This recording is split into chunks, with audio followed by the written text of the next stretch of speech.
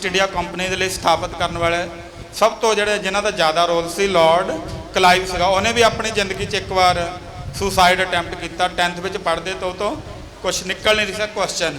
ਉਹਨੇ ਛੁਰਾ ਮਾਰਨ ਦੀ ਕੋਸ਼ਿਸ਼ ਕੀਤੀ, ਕੁਦਰਤੀ ਛੁਰਾ ਜਿਹੜਾ ਸੀ ਖੁੰਡਾ ਨਿਕਲਿਆ। ਫਿਰ ਉਹਨੇ ਸੋਚਿਆ ਕਿ ਰੱਬ ਨੇ ਮੈਨੂੰ ਕੋਈ ਖਾਸ ਕੰਮ ਕਰਨ ਦੇ ਲਈ ਪੈਦਾ ਕੀਤਾ ਤਾਂ ਮੈਂ ਬਚ ਗਿਆ। ਹਾਂਜੀ, ਬਹੁਤ ਸਵਾਲ ਆ। ਹਾਂਜੀ ਬੱਚੇ ਇੱਕ ਪੁਆਇੰਟ ਮੈਂ ਇਹਦੇ 'ਚ ਹੋਰ ਐਡ ਕਰਨਾ ਚਾਹਾਂਗਾ। ਤੁਸੀਂ ਸਾਰਿਆਂ ਨੇ ਇੱਦਾਂ ਨਹੀਂ ਫੀਲ ਕਰਨਾ ਕਿ ਕੋਈ ਨੈਗੇਟਿਵ ਗੱਲ ਹੋ ਰਹੀ ਹੈ ਨਾ। ਇਹ ਵੀ ਲਾਈਫ ਦੇ ਵਿੱਚ ਪ੍ਰੋਬਲਮ ਹੈਗੀ ਹੈ ਸੁਸਾਈਡ ਵਾਲੀ ਵੀ, ਤਾਂ ਕਰਕੇ ਇਹਦਾ ਡਿਸਕਸ਼ਨ ਚੱਲ ਰਿਹਾ। ਡੋਂਟ ਟੇਕ ਇਟ ਨੈਗੇਟਿਵ, ਕੁਝ ਵਧੀਆ ਸਿੱਖ ਕੇ ਹੀ ਇਹਨੂੰ ਆਪਾਂ ਚੱਲਾਂਗੇ, ਠੀਕ ਹੈ। ਇੱਕ ਕੁਐਸਚਨ ਸੀ ਅੱਜ, ਕਿਉਂਕਿ ਗੌਰਵਦੀਪ ਸਿੰਘ ਨੇ ਇੱਕ ਲੈਕਚਰ ਲਿਆ ਸੀਗਾ, ਉਹਦੇ ਬੇਸ 'ਤੇ ਸਪੈਸੀਫਿਕ ਕੁਐਸਚਨ ਕਿ ਗੌਰਵਦੀਪ ਸਿੰਘ ਵੀਰ ਜੀ ਨੇ ਕਿਹਾ ਸੀਗਾ ਕਿ ਆਪਾਂ ਨੇ ਸਮਾਜ ਦੀ ਸੇਵਾ ਕਰਨੀ ਹੈ, ਅਤੇ ਉਹਨਾਂ ਨੇ ਇੱਕ ਪਲੇਟਫਾਰਮ ਖੁਦ ਬਣਾਇਆ ਅਤੇ ਜਿਹਦੇ ਥਰੂ ਉਹ ਸੋਸ਼ਲ ਰਿਸਪੋਂਸੀਬਿਲਿਟੀ ਨੂੰ ਲੈ ਕੇ ਸੇਵਾ ਕਰ ਰਹੇ ਹੈ। ਪਰ ਸਾਰੇ ਇੱਦਾਂ ਇਨੀਸ਼ੀਏਟ ਨਹੀਂ ਕਰ ਸਕਦੇ, ਇੰਨੀ ਵੱਡੀ ਆਰਗੇਨਾਈਜੇਸ਼ਨ ਨਹੀਂ ਬਣਾ ਸਕਦੇ ਜਾਂ ਕੁਝ ਸਟਾਰਟ ਨਹੀਂ ਕਰ ਸਕਦੇ। ਤਾਂ ਆਪਾਂ ਸੋਸ਼ਲ ਰਿਸਪੋਂਸੀਬਿਲਿਟੀ ਲਈ ਕਿਵੇਂ ਕੁਝ ਕਰ ਸਕਦੇ ਹਾਂ, ਸਮਾਜ ਨੂੰ ਕਿੱਦਾਂ ਕੰਟਰੀਬਿਊਟ ਕਰ ਸਕਦੇ ਹਾਂ? ਬੇਟੇ ਕੋਈ ਸੰਸਥਾ, ਕੋਈ ਪਲੇਟਫਾਰਮ ਬਣਾ ਕੇ ਸੋਸ਼ਲ ਸਰਵਿਸ ਕਰਨੀ, ਇਹ ਇੱਕ ਬੜਾ ਰੇਅਰ ਜਿਹਾ ਤਰੀਕਾ ਹੁੰਦਾ ਜਿਹੜੇ ਸਾਰੇ ਨਹੀਂ ਵਰਤ ਸਕਦੇ। ਲੇਕਿਨ ਜਿਹੜਾ ਕੰਮ ਮੈਂ ਕਰ ਰਿਹਾ, ਕੋਈ ਡਾਕਟਰ ਹੈ, ਉਹ ਡਾਕਟਰ ਦੇ ਪ੍ਰੋਫੈਸ਼ਨ ਦੇ ਵਿੱਚ ਬੜੀ ਸੋਸ਼ਲ ਰਿਸਪੋਂਸੀਬਿਲਿਟੀ ਪੂਰੀ ਕਰ ਸਕਦਾ। ਕੋਈ ਇੰਜੀਨੀਅਰ ਹੈ ਤੇ ਉਹਦੇ 'ਚ ਕਰ ਸਕਦਾ ਹੈ, ਕੋਈ ਬੈਂਕ 'ਚ ਹੈ, ਕੋਈ ਮਿਊਨਿਸਪਲ ਕਮੇਟੀ 'ਚ ਲੱਗਿਆ ਜਾਂ ਕਿਤੇ ਵੀ ਨੌਕਰੀ ਕਰ ਰਿਹਾ। ਅਸਲ ਸਾਡਾ ਕੰਮ ਉਹੀ ਹੈ। ਜੇ ਅਸੀਂ ਉਸ ਕੰਮ ਨੂੰ ਚੰਗੀ ਤਰ੍ਹਾਂ ਕਰ ਸਕਦੇ ਹਾਂ ਤਾਂ ਫਿਰ ਉਸ ਤੋਂ ਵੱਡੀ ਸੋਸ਼ਲ ਰਿਸਪੋਂਸੀਬਿਲਿਟੀ ਪੂਰੀ ਕਰਨ ਦੇ ਲਈ ਹੋਰ ਕੁਝ ਨਹੀਂ। ਅਸੀਂ ਆਪਣਾ ਕੰਮ ਕਿਵੇਂ ਕਰੀਏ? ਇਮਾਨਦਾਰੀ ਨਾਲ ਕਰੀਏ। ਅੱਜ ਤੁਹਾਡੀ ਜੋ ਸਟੇਜ ਹੈ ਉਹਦੇ ਮੁਤਾਬਕ ਕੀ ਹੈ? ਤੁਹਾਡਾ ਕੰਮ ਸਭ ਤੋਂ ਜ਼ਿਆਦਾ ਇੰਪੋਰਟੈਂਟ ਕੀ ਹੈ? ਤੁਹਾਡਾ ਕੰਮ ਹੈ ਕਿ ਤੁਸੀਂ ਜੋ ਸਮਾਜ ਹੈ ਉਹਦੇ ਇੱਕ ਚੰਗੇ ਮੈਂਬਰ ਬਣਨ ਦੇ ਲਈ ਜੋ ਤੁਹਾਨੂੰ ਕਰਨਾ ਚਾਹੀਦਾ ਉਹ ਕੰਮ ਕਰਨਾ ਹੈ। ਤੁਹਾਡੇ ਪੇਰੈਂਟਸ ਤੁਹਾਡੇ 'ਤੇ ਖਰਚਾ ਕਰ ਰਹੇ ਨੇ, ਤੁਸੀਂ ਚੰਗੇ ਸਟੂਡੈਂਟ ਬਣੋ, ਚੰਗੇ ਇਨਸਾਨ ਬਣੋ, ਚੰਗੇ ਸਪੋਰਟਸਮੈਨ ਬਣੋ। ਇਹ ਤੁਹਾਡੇ ਲਈ ਬਹੁਤ ਜ਼ਰੂਰੀ ਹੈ। ਸਭ ਤੋਂ ਜ਼ਿਆਦਾ ਸੇਵਾ ਅਸੀਂ ਆਪਣੇ ਰੋਜ਼ ਦੇ ਪ੍ਰੋਫੈਸ਼ਨ ਦੇ ਵਿੱਚ ਕਰ ਸਕਦੇ ਹਾਂ। ਇਹ ਜਿਹੜੀ ਗੱਲ ਹੈ ਕਿ ਅਸੀਂ ਜਦ ਤੱਕ ਪਲੇਟਫਾਰਮ ਨਾ ਬਣਾਈਏ, ਇਹ ਗੱਲ ਦਿਮਾਗ ਵਿੱਚ ਨਹੀਂ ਕਦੀ ਲਿਆਣੀ। ਪਲੇਟਫਾਰਮ ਬਣਾਉਣਾ ਇੱਕ ਬੜੀ ਵੱਖਰੀ ਜਿਹੀ ਗੱਲ ਹੈ, ਉਹ ਕਿਸੇ ਕਿਸੇ ਦੇ ਭਾਗਾਂ 'ਚ ਹੁੰਦੀ ਹੈ। ਜਾਂ ਅਸੀਂ ਜਿਉਂ-ਜਿਉਂ ਗਰੋ ਕਰੀ ਜਾਵਾਂਗੇ ਅਸੀਂ ਉਸ ਸਟੇਜ 'ਤੇ ਵੀ ਪਹੁੰਚ ਜਾਵਾਂਗੇ। ਪਰ ਸਾਡਾ ਸਭ ਤੋਂ ਜ਼ਰੂਰੀ ਕੰਮ ਹੈ ਕਿ ਜੋ ਮੇਰਾ ਕੰਮ ਹੈ, ਇੱਕ ਤਰਖਾਣ ਹੈ, ਉਹ ਤਰਖਾਣੇ ਦਾ ਕੰਮ ਚੰਗੀ ਤਰ੍ਹਾਂ ਕਰੇ, ਮਕੈਨਿਕ ਹੈ ਉਹ ਮਕੈਨਿਕ ਦਾ ਕੰਮ ਚੰਗੀ ਤਰ੍ਹਾਂ ਕਰੇ, ਨੌਕਰੀ ਕਰਨ ਵਾਲਾ ਨੌਕਰੀ ਚੰਗੀ ਤਰ੍ਹਾਂ ਕਰੇ। ਇਹੀ ਸਭ ਤੋਂ ਜ਼ਿਆਦਾ ਸੋਸ਼ਲ ਰਿਸਪੋਂਸੀਬਿਲਿਟੀ ਪੂਰੀ ਕਰਨ ਦਾ ਸਭ ਤੋਂ ਵਧੀਆ ਤਰੀਕਾ ਹੈ। ਧੰਨਵਾਦ ਵੀਰ ਜੀ। ਅਤੇ ਇੱਕ ਕੁਐਸਚਨ ਹੈ ਜੀ ਕਿ ਅੱਜ ਤਕਰੀਬਨ ਹਰ ਸਿੱਖ ਆਪਣਾ ਦਸਵੰਤ ਗੁਰਦੁਆਰਿਆਂ ਦੇ ਵਿੱਚ ਸੇਵਾ ਸੁਸਾਇਟੀਆਂ ਨੂੰ ਜਾਂ ਸਿੱਖ ਜਥੇਬੰਦੀਆਂ ਨੂੰ ਜਾਂ ਹੋਰ ਸੰਸਥਾਵਾਂ ਨੂੰ ਦਿੰਦੇ ਹੈਗੇ ਨੇ, ਅਤੇ ਅਸੀਂ ਕਿੱਦਾਂ ਮਤਲਬ ਐਜ਼ ਏ ਦਸਵੰਤ ਦੇਣ ਵਾਲੇ ਅਸੀਂ ਕਿੱਦਾਂ ਇੰਸ਼ੋਰ ਕਰ ਸਕਦੇ ਹਾਂ ਕਿ ਉਹ ਉਹਨਾਂ ਦਾ ਪਰਸਨਲ ਯੂਜ਼ ਨਹੀਂ ਹੋ ਰਿਹਾ? ਕੱਲ੍ਹ ਵੀ ਇੱਕ ਗੱਲ ਚੱਲੀ ਸੀਗੀ ਫੁੱਲਾਂ ਵਾਲੀ। ਹਾਂਜੀ, ਤੁਸੀਂ ਕਰਨਾ। ਭਾਈ ਫੇਰੂ ਜੀ ਦੀ ਸਾਖੀ ਆਪਾਂ ਸੁਣੀ ਹੈ ਜੀ। ਭਾਈ ਫੇਰੂ ਜੀ ਜੋ ਦਸਮ ਪਾਤਸ਼ਾਹ ਦੇ ਟਾਈਮ ਦੇ ਉੱਤੇ ਮਸੰਦ ਸਨ, ਜਦੋਂ ਮਸੰਦਾਂ ਨੂੰ ਕਿਹਾ ਗਿਆ ਕਿ ਆਪਣਾ ਹਿਸਾਬ ਦਿਓ, ਤੇ ਭਾਈ ਫੇਰੂ ਜੀ ਨੇ ਕੀ ਕਿਹਾ ਸੀ ਆ ਕੇ? ਉਹਨਾਂ ਨੇ ਕਿਹਾ ਕਿ ਗੁਰੂ ਜੀ ਨੇ ਕਿਹਾ ਕਿ ਤੁਹਾਡੇ ਵੱਲੋਂ ਤੇ ਪੈਸਾ ਸਾਨੂੰ ਕਦੀ ਆਇਆ ਹੀ ਨਹੀਂ ਹੈ। ਸਿੱਖਾਂ ਨੇ ਸ਼ਿਕਾਇਤ ਲਗਾਈ, ਲੇਕਿਨ ਗੁਰੂ ਜੀ ਨੇ ਕਿਹਾ ਕਿ ਇਹ ਸਾਰਾ ਜਿਹੜਾ ਪੈਸਾ ਸੰਗਤ ਵੱਲੋਂ ਭੇਟਾ ਹੀ ਚਾ ਰਿਹਾ ਸੀ ਉਹ ਗੁਰੂ ਜੀ ਤੱਕ ਨਹੀਂ ਪਹੁੰਚਾਇਆ, ਉਹਨਾਂ ਨੇ ਗਰੀਬਾਂ ਦੇ ਉੱਤੇ ਖਰਚ ਕਰ ਦਿੱਤਾ। ਤੋ ਇਸੇ ਤਰ੍ਹਾਂ ਹੀ ਸਾਨੂੰ ਇਸ ਤੋਂ ਸੇਧ ਲੈਣੀ ਚਾਹੀਦੀ ਹੈ। ਸਾਡੇ ਧਰਮ ਦੇ ਵਿੱਚ ਅਸੂਲ ਹੈਗਾ, ਗਰੀਬ ਦਾ ਮੂੰਹ ਗੁਰੂ ਦੀ ਗੋਲਕ ਹੈ। ਜਦੋਂ ਅਸੀਂ ਗੁਰੂ ਦੀ ਗੋਲਕ ਵਿੱਚ ਪੈਸੇ ਪਾਣੇ ਨੇ, ਗੁਰਦੁਆਰੇ ਵਿੱਚ ਪੈਸੇ ਪਾਣੇ ਨੇ, ਉਹਦੇ ਬਰਾਬਰ ਦੀ ਗੱਲ ਇਹ ਹੈ ਕਿ ਅਸੀਂ ਡਾਇਰੈਕਟਲੀ ਕਿਸੇ ਦੀ ਹੈਲਪ ਕਰੀਏ। ਜਿਹੜੇ ਬੰਦੇ ਨੂੰ ਰੋਟੀ ਦੀ ਲੋੜ ਹੈ ਉਹਨੂੰ ਰੋਟੀ ਖਵਾਈਏ, ਜਿਹੜੇ ਬੰਦੇ ਨੂੰ ਸਕੂਲ ਦੀ ਫੀਸ ਦੀ ਲੋੜ ਹੈ, ਕਿਤਾਬਾਂ ਦੀ ਲੋੜ ਹੈ, ਡਰੈਸ ਦੇਣ ਦੀ ਲੋੜ ਹੈ, ਕਿਸੇ ਵੀ ਚੀਜ਼ ਦੀ ਲੋੜ ਹੈ, ਉਹ ਸਭ ਤੋਂ ਡਾਇਰੈਕਟ ਜਾਂਦਾ ਹੈ ਗੁਰੂ ਦੇ ਕੋਲ। ਗੁਰਦੁਆਰੇ ਦੇ ਥਰੂ ਬਾਅਦ ਵਿੱਚ ਪਹੁੰਚਣਾ ਹੈ, ਲੇਕਿਨ ਜਿਵੇਂ ਗੁਰੂ ਜੀ ਨੇ ਕਿਹਾ ਸੀ ਕਿ ਇਹਨਾਂ ਦਾ ਹਿਸਾਬ ਸਾਡੇ ਕੋਲ ਸਿੱਧਾ ਪਹੁੰਚ ਗਿਆ।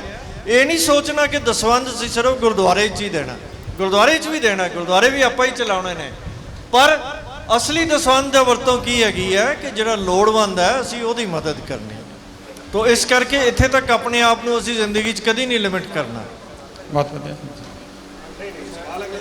ਹਾਂਜੀ, ਨਹੀਂ ਠੀਕ ਹੈ, ਧੰਨਵਾਦ ਜੀ। ਇੱਕ ਬੱਚਾ ਕਹਿੰਦਾ ਹੈ ਕਿ ਮੇਰਾ ਪ੍ਰਸ਼ਨ ਹੈ ਕਿ ਗੁਰੂ ਨਾਨਕ ਪਾਤਸ਼ਾਹ ਜਾਂ ਗੁਰੂ ਸਾਹਿਬ ਜਾਣੀ ਜਾਣ ਹੈ, ਤਾਂ ਗੁਰੂ ਨਾਨਕ ਦੇਵ ਜੀ ਤੋਂ ਲੈ ਕੇ ਗੁਰੂ ਗੋਬਿੰਦ ਸਿੰਘ ਜੀ ਤੱਕ ਜਾਂ ਜਿੰਨੇ ਵੀ ਗੁਰੂ ਹੋਏ, ਠੀਕ ਹੈ, ਉਹਨਾਂ ਨੇ ਕੋਈ ਚਮਤਕਾਰ ਕਿਉਂ ਨਹੀਂ ਕੀਤਾ? ਜਿਵੇਂ ਫੋਰ ਐਗਜ਼ਾਮਪਲ ਬੱਚਿਆਂ ਦੇ ਸਵਾਲ ਪੂਰੇ ਪੜੋ, ਉਦਾਂ ਹੀ ਪੜ ਰਿਹਾ ਜੀ ਇਹਦੇ ਨਹੀਂ ਪੂਰੇ ਪੜੋ ਸਵਾਲ। ਮੈਂ ਡਰਾਮੇਬਾਜ਼ੀ ਕਰਨ ਦਾ ਕੋਈ ਫਾਇਦਾ ਨਹੀਂ ਹੈ, ਸਿੱਧੀ ਜੀ ਗੱਲ। ਬੱਚੇ ਨੇ ਸਵਾਲ ਮੈਨੂੰ ਦਿੱਤਾ, ਮੈਂ ਤੁਹਾਨੂੰ ਪੜਾਇਆ, ਮੈਂ ਪੜਿਆ ਸਵਾਲ। ਵੀਰ ਜੀ, ਮੈਂ- ਉਹ ਸਵਾਲ ਅੱਧਾ ਪੁੱਛਿਆ ਇੱਕ ਵਾਰ ਨਹੀਂ, ਇਹ ਗੱਲ ਇੱਕ ਵਾਰ ਦੁਬਾਰਾ ਪੜ੍ਹ ਦਿੰਦੇ ਆ। ਹਾਂਜੀ ਬੱਚੇ ਨੇ ਸਵਾਲ ਮੈਨੂੰ ਹੋ ਗਿਆ ਦਿੱਤਾ। ਉਹ ਹੋ ਗਿਆ ਦੁਬਾਰਾ ਪੜ੍ਹ। ਸਵਾਲ ਬੱਚੇ ਦਾ ਪੂਰਾ ਪੂਰਾ ਕਹਿ ਨਹੀਂ ਆਉਂਦਾ ਯਾਰ। ਦੁਬਾਰਾ ਪੜ੍ਹ ਰਹੇ ਨੇ ਇੱਕ ਮਿੰਟ ਜਿਹੜੇ ਬੱਚੇ ਨੇ ਸਵਾਲ ਲਿਖ ਕੇ ਮੈਨੂੰ ਦਿੱਤਾ ਹੈ, ਮੈਂ ਤੁਹਾਨੂੰ ਪੜਾਤਾ। ਮੈਂ ਇੱਕ ਮਿੰਟ ਵੀਰ ਜੀ ਮੇਰੀ ਗੱਲ ਸੁਣੋ। ਨਾਲ ਉਹ ਸਵਾਲ ਮੈਂ ਪੜਿਆ ਹੋਇਆ ਯਾਰ। ਹਾਂਜੀ ਕੋਈ ਨਹੀਂ, ਫਿਰ ਕੀ ਆ, ਹੁਣੇ ਆਪਾਂ ਸਹਿਣਸ਼ੀਲਤਾ ਦੀ ਗੱਲ ਕਰਦੇ ਸੀਗੇ, ਕੋਈ ਗੱਲ ਨਹੀਂ, ਦੁਬਾਰਾ ਪੜ੍ਹ ਦਿੰਦੇ ਆ। ਜਸਕੀਰਤ ਸਿੰਘ ਜੀਟੀਵੀ ਨਗਰ ਲੁਧਿਆਣਾ, ਜਸਕੀਰਤ ਸਿੰਘ ਜੀਟੀਵੀ ਨਗਰ ਲੁਧਿਆਣਾ ਬੈਠੇ ਇੱਥੇ।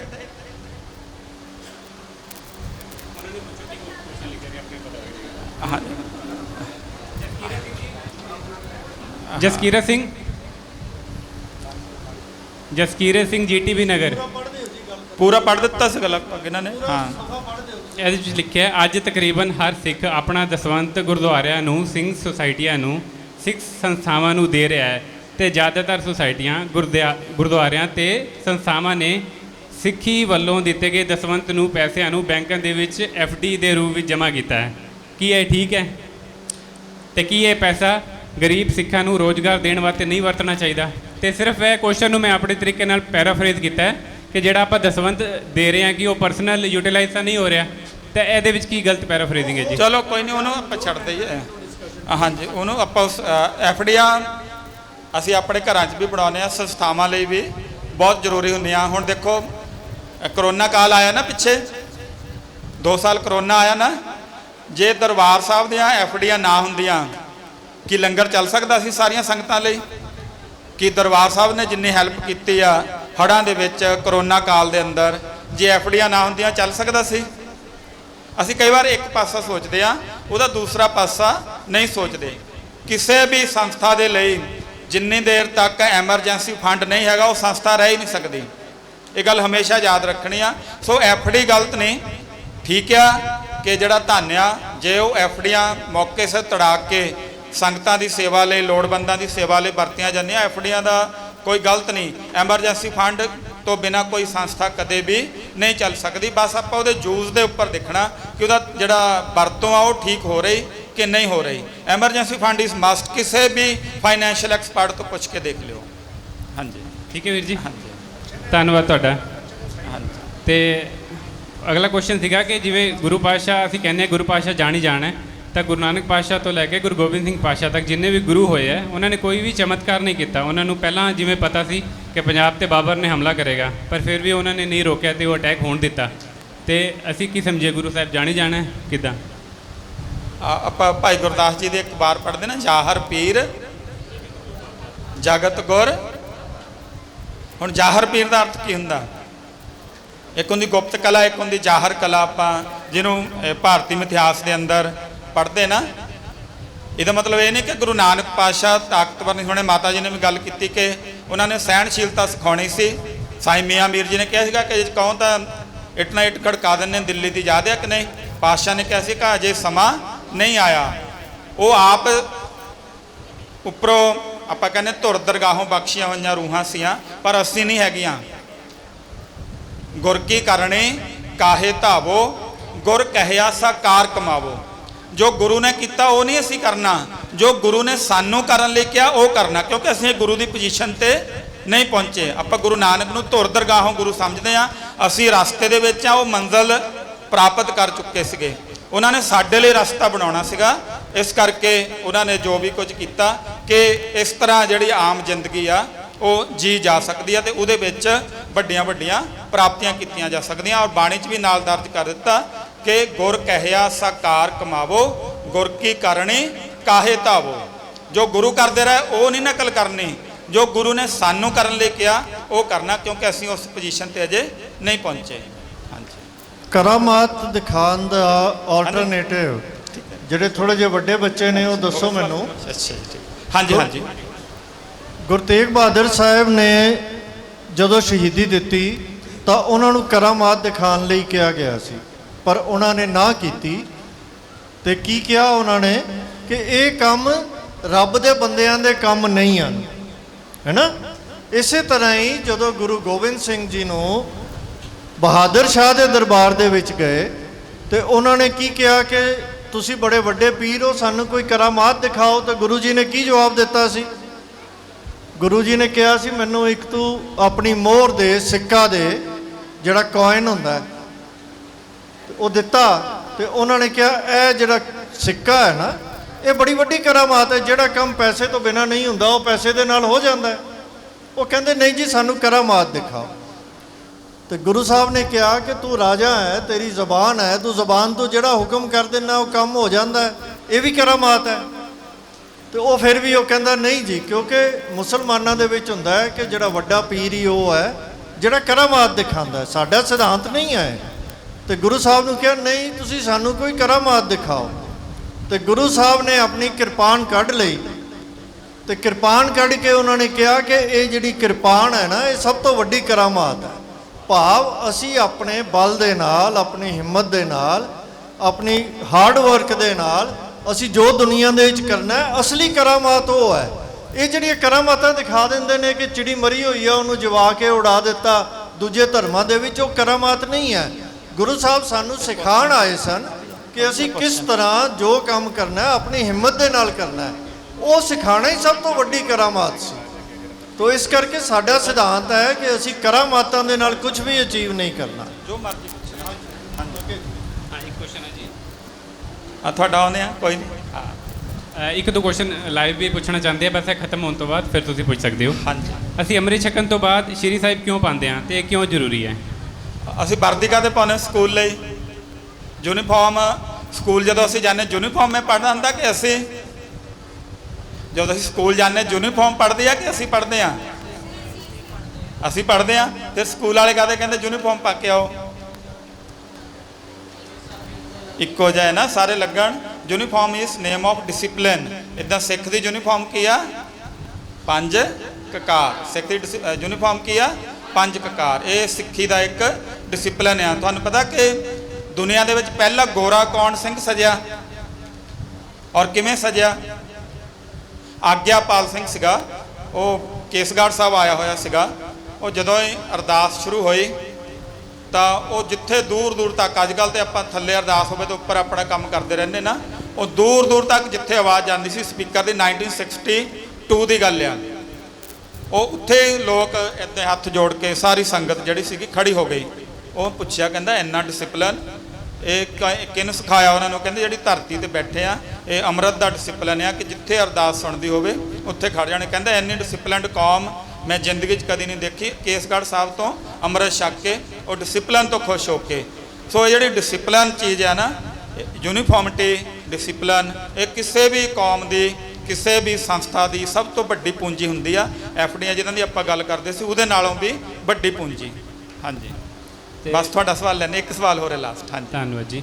ਤੇ ਇੱਕ ਬੱਚੇ ਦਾ ਕੁਐਸਚਨ ਹੈ ਕਿ ਅਗਰ ਆਪਾਂ ਫੋਰਨ ਕੰਟਰੀਜ਼ ਦੇ ਵਿੱਚ ਜਾਂਦੇ ਆ ਜਾਂ ਕੋਈ ਇੱਦਾਂ ਦੀ ਪ੍ਰੋਫੈਸ਼ਨਲ ਕੰਪਨੀ ਦੇ ਵਿੱਚ ਜਾਂਦੇ ਆ ਜਿੱਥੇ ਜਿਹੜੀ ਮੋਸਟਲੀ ਬੋਲਣ ਵਾਲੀ ਜਿਹੜੀ ਲੈਂਗੁਏਜ ਹੈ ਉਹ ਪੰਜਾਬੀ ਨਾ ਹੋ ਕੇ ਹਿੰਦੀ ਜਾਂ ਇੰਗਲਿਸ਼ ਹੈ, ਤੇ ਕੀ ਇਹ ਮਤਲਬ ਅਸੀਂ ਸਾਰਾ ਦਿਨ ਫਿਰ ਹਿੰਦੀ ਤੇ ਪੰਜਾਬੀ ਬੋਲ ਸਕਦੇ ਹਾਂ ਜੀ? ਗੁਰੂ ਗ੍ਰੰਥ ਸਾਹਿਬ ਭਾਸ਼ਾਵਾਂ ਦਾ ਖਜ਼ਾਨਾ ਸਾਰਿਆਂ ਦਾ। ਭਾਸ਼ਾ ਬੋਲਣ ਤੋਂ ਮਨਾ ਨਹੀਂ ਕੋਈ ਵੀ, ਨਾ ਸਿੱਖਣ ਤੋਂ। ਜਿੰਨੀਆਂ ਮਰਜ਼ੀ ਭਾਸ਼ਾਵਾਂ ਸਿੱਖੋ, ਪਰ ਆਪਣੇ ਬੱਚਿਆਂ ਨਾਲ ਗੱਲ ਆਪਣੀ ਮਾਂ ਬੋਲੀ 'ਚ ਕਰੋ। ਆਪਣੇ ਜਿਹੜਾ ਬੰਦਾ ਪੰਜਾਬੀ ਸਮਝਦਾ, ਮੈਂ ਤੇ ਅੰਬੈਸੀ 'ਚ ਵੀ, ਈਵਨ ਸਾਡੇ ਸਕੂਲ ਦੇ ਸਾਊਥ ਇੰਡੀਅਨ ਪ੍ਰਿੰਸੀਪਲ ਆ ਕੇਰਲਾ ਦੇ, ਮੈਂ ਉਹਨਾਂ ਨਾਲ ਵੀ ਜਦੋਂ ਕਿਤੇ ਮੌਕਾ ਲੱਗੇ ਪੰਜਾਬੀ ਵਿੱਚ ਬੋਲ ਲੈਂਦਾ। ਮੈਂ ਕਿਹਾ ਤੁਸੀਂ ਮੈਨੂੰ ਪਤਾ ਤੁਹਾਨੂੰ ਪੰਜਾਬੀ ਪੜ੍ਹਾਉਂਦੇ ਜਦੋਂ ਪੰਜਾਬ ਭੇਜਦੇ ਆ? ਕਹਿੰਦੀ ਹਾਂ ਪੜ੍ਹਾਉਂਦੇ ਹੁੰਦੇ ਆ। ਜਦੋਂ ਜਿੱਥੇ ਤੁਹਾਨੂੰ ਪਤਾ ਕਿ ਅਗਲਾ ਪੰਜਾਬੀ ਸਮਝਦਾ, ਅੰਬੈਸੀ 'ਚ ਵੀ ਮੈਂ ਕਈ ਵਾਰ ਪੰਜਾਬੀ 'ਚ ਗੱਲ ਕਰ ਲੈਂਦਾ। ਜੇ ਅਮਰੀਕਨ ਅੰਬੈਸੀ ਜਾਵਾਂ, ਜੇ ਬੰਦਾ ਲੱਗੇ ਨਾ ਪਈ ਲੱਗਦਾ ਕਿ ਇਹਨਾਂ ਨੂੰ ਪੰਜਾਬੀ ਪੜ੍ਹਾਈ ਹੁੰਦੀ ਜੇ ਇੰਡੀਆ ਭੇਜਣਾ। ਜਿੱਥੇ ਤੁਸੀਂ ਆਪਣੀ ਭਾਸ਼ਾ ਨੂੰ ਛੱਡਣਾ ਨਹੀਂ, ਪਰ ਜਿੱਥੇ ਨਹੀਂ ਗੁਜ਼ਾਰਾ ਬੋਲਣੀ ਪਏਗੀ। ਭਾਸ਼ਾ ਨਾਲ ਕਿਸੇ ਨਾਲ ਨਫ਼ਰਤ ਨਹੀਂ ਕਰਨੀ। ਜਿੰਨੀਆਂ ਭਾਸ਼ਾਵਾਂ ਸਿੱਖੋਗੇ ਉਨਾ ਦਿਮਾਗ ਤੁਹਾਡਾ ਖੁੱਲ੍ਹੇਗਾ, ਉਨਾ ਲਿਟਰੇਚਰ ਪੜ੍ਹੋਗੇ ਦੁਨੀਆ ਦਾ। ਸਾਰੀਆਂ ਭਾਸ਼ਾਵਾਂ ਪੜ੍ਹੋ, ਪਰ ਆਪਣੀ ਮਾਂ ਬੋਲੀ ਨੂੰ ਨਾ ਭੁੱਲਣਾ ਤੇ ਨਾ ਪਿਆਰ ਕਰਨਾ ਛੱਡਣਾ। ਇਹ ਸਾਡੀ ਮਾਂ ਆ, ਬਾਕੀ ਮਾਸੀਆਂ ਆ, ਆਂਟੀਆਂ ਆ, ਹੋਰ ਸਾਰੀਆਂ। ਮਾਂ ਨੂੰ ਨਹੀਂ ਭੁੱਲਿਆ ਜਾ ਸਕਦਾ। ਸੋ ਇਹਦੇ 'ਚ ਕੋਈ ਐਡੀ ਗੱਲ ਨਹੀਂ ਕਿ ਮੈਨੂੰ ਹਿੰਦੀ ਅੰਗਰੇਜ਼ੀ ਬੋਲਣੀ ਪੈਂਦੀ ਆ। ਧੰਨਵਾਦ ਜੀ। ਬੱਚਿਆਂ ਦੇ ਸਾਰੇ ਜਿਹੜੇ ਰਿਟਨ ਕੁਐਸਚਨ ਨੇ ਉਹ ਹੋ ਗਏ ਨੇ, ਤੁਸੀਂ ਪੁੱਛ ਸਕਦੇ ਹੋ ਕਿਸੇ ਨੇ ਵੀ ਪੁੱਛਣਾ ਤਾਂ। ਹਾਂ, ਜਿਹੜੇ ਕੁਐਸਚਨ ਆ ਬੱਚਿਆਂ ਨੇ ਪੁੱਛੇ, ਕੋਈ ਉਹਦਾ ਸਪਲੀਮੈਂਟਰੀ ਕੁਐਸਚਨ ਪੁੱਛਣਾ ਹੋਵੇ ਤਾਂ ਉਹ ਵੀ ਪੁੱਛ ਸਕਦੇ ਹੋ। ਹਾਂਜੀ। ਜਨੇਊ ਅਤੇ ਗਾਤਰੇ 'ਚ ਕੀ ਫਰਕ ਹੈ? ਮੈਨੂੰ ਲੱਗਦਾ ਮਾਈਕ ਔਨ ਨਹੀਂ। ਜਨੇਊ ਅਤੇ ਗਾਤਰੇ 'ਚ ਕੀ ਫਰਕ ਹੈ? ਜਨੇਊ ਤੇ ਗਾਤਰੇ ਵਿੱਚ ਕੀ ਫਰਕ ਆ? ਹਿੰਦੂ ਧਰਮ 'ਚ ਕਿੰਨੀਆਂ ਜਾਤਾਂ? 4। ਕਿੰਨੇ ਵਰਣ? 18। 4 ਜਾਤਾਂ 18 ਵਰਣ। ਬ੍ਰਾਹਮਣ ਲਈ ਹੋਰ, ਜਨੇਊ, ਖੱਤਰੀ ਲਈ ਹੋਰ, ਵੈਸ਼ ਲਈ ਹੋਰ, ਸ਼ੂਦਰ ਪਹਿਨ ਹੀ ਨਹੀਂ ਸਕਦਾ। 18 ਵਰਣ ਅੱਗੇ ਬਣ ਜਾਂਦੇ, ਝਿਊਰ, ਨਾਈ, ਜਲਾਹੇ, ਇਦਾਂ ਕਰਕੇ ਉਹਨਾਂ ਲਈ ਜਨੇਊ ਅਲਾਉਡ ਨਹੀਂ। ਵੈਸ਼ ਦੀਆਂ, ਬ੍ਰਾਹਮਣਾਂ ਦੇ ਅੱਗੇ ਮਿਸ਼ਰੇ, ਦੂਸਰੇ ਮਿਸ਼ਰੇ ਤੇ ਭਾਰਦਵਾਜ, ਉਹ ਫੇਰ ਦੋ ਉਹਨਾਂ ਦੇ ਅਲੱਗ-ਅਲੱਗ ਫੇਰ ਜਨੇਊ ਹੋ ਜਾਂਦੇ ਆ। ਪਰ ਜਦੋਂ ਅੰਮ੍ਰਿਤ ਛਕਦੇ ਆ ਉਹ ਤਾਂ ਯੂਨੀਫਾਰਮ ਹੋ ਗਏ ਨਾ, ਯੂਨੀਫਾਰਮਟੀ, ਇੱਕੋ ਬਾਟੇ 'ਚੋਂ ਛਕਦੇ ਆ। ਅੰਮ੍ਰਿਤ ਕਿੱਥੋਂ ਛਕਦੇ ਆ? ਇੱਕ ਹੀ ਬਾਟੇ 'ਚੋਂ, ਇੱਕ ਹੀ ਯੂਨੀਫਾਰਮ। ਇਹੀ ਫਰਕ ਆ, ਇਹ ਸਾਡੀ ਯੂਨੀਫਾਰਮ ਆ, ਉਹ ਉਹਨਾਂ ਦਾ ਜਾਤ ਅਭਿਮਾਨ ਆ।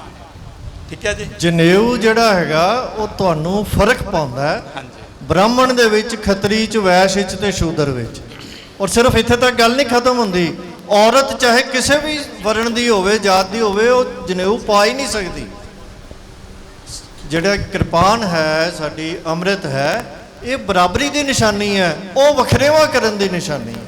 ਉਹ ਵਖਰੇਵਾਂ ਪਾਉਂਦੀ ਹੈ, ਇਹ ਸਾਨੂੰ ਇਕੱਠਾ ਕਰਦੀ ਹੈ। ਇੱਕ ਸਰੋਵਰ 'ਚ ਇਹ ਨਹਾਉਣਾ, ਬਹੁਤ ਵੱਡਾ ਫਰਕ ਹੈ। ਇੱਕ ਲੰਗਰ ਦੂਸਰੀ ਬੈਠ ਗੱਲ ਕੇ ਇਹ ਹੈ ਛਕਣਾ। ਕਿ ਜਿਹੜਾ ਕਿਰਪਾਨ ਪਾਉਣਾ ਜਿਹੜਾ ਹੈ, ਗਾਤਰੇ ਦੇ ਜਿਸ ਅਸੀਂ ਕਿਰਪਾਨ ਪਾਉਂਦੇ ਆ, ਇਹ ਸਾਡੀ ਡਰੈਸ ਦਾ ਹਿੱਸਾ ਕਿਉਂ ਬਣਾਇਆ ਗਿਆ? ਕਿ ਸਾਡੇ ਹਿਰਦੇ ਦੇ ਵਿੱਚ, ਦਿਲ ਦੇ ਵਿੱਚ ਕਮਜ਼ੋਰੀ ਖਤਮ ਹੋਵੇ, ਸਾਡੇ ਅੰਦਰ ਵੀਰਤਾ ਪੈਦਾ ਹੋਵੇ। ਜਨੇਊ ਦੇ ਨਾਲ ਇਹੋ ਜਿਹੀ ਕੋਈ ਭਾਵਨਾ ਨਹੀਂ ਆਉਂਦੀ। ਇਹ ਸਾਡੇ ਅੰਦਰ ਬਹਾਦਰੀ ਪੈਦਾ ਕਰਨ ਦਾ, ਵੀਰਤਾ ਪੈਦਾ ਕਰਨ ਦਾ ਇੱਕ ਢੰਗ ਹੈਗਾ। ਗੁਰੂ ਸਾਹਿਬ ਨੇ ਹਮੇਸ਼ਾ 24 ਘੰਟੇ ਕਿਰਪਾਨ ਨੂੰ ਆਪਣੇ ਕੋਲ ਰੱਖਣ ਲਈ ਕਿਹਾ, ਤਾਂ ਕਿ ਸਾਡੇ ਅੰਦਰ ਕਦੀ ਵੀ ਕਮਜ਼ੋਰੀ ਨਾ ਆਵੇ, ਅਸੀਂ ਹਮੇਸ਼ਾ ਆਪਣੀ ਸੈਲਫ ਡਿਫੈਂਸ ਕਰ ਸਕੀਏ। ਜੇ ਲੋੜ ਪਵੇ ਅਸੀਂ ਆਪਣੀ ਵੀ ਸੈਲਫ ਡਿਫੈਂਸ ਕਰ ਸਕੀਏ, ਤੇ ਹੋਰ ਕੀ, ਜਿਹੜਾ ਨਿਮਾਣਾ ਹੈ, ਨਿਤਾਣਾ ਹੈ, ਕਮਜ਼ੋਰ ਹੈ, ਅਸੀਂ ਉਹਦੀ ਵੀ ਰੱਖਿਆ ਕਰ ਸਕੀਏ। ਇਹ ਬਹੁਤ ਵੱਡਾ ਫਰਕ ਹੈ। ਇਹ ਇੱਕ ਬੜੀ ਕੀਮਤੀ ਚੀਜ਼ ਹੈ ਸਾਡੇ ਲਈ। ਹਾਂਜੀ। ਕੋਈ ਹੋਰ ਕੁਐਸਚਨ? Okay, right. ਪਹਿਲਾਂ ਆ ਵੀ ਬੇਟੀ ਵੀ ਹੈਗੀ। ਹਾਂਜੀ, ਉਹ ਸਾਰੀ ਬਰਾਬਰੀ ਦਾ ਹੈ ਜੀ। ਹਾਂ, ਉਹੀ ਹੈ ਜੀ, ਕਿਰਪਾਨ ਬਰਾਬਰੀ ਲਿਆਂਦੀ ਹੈ।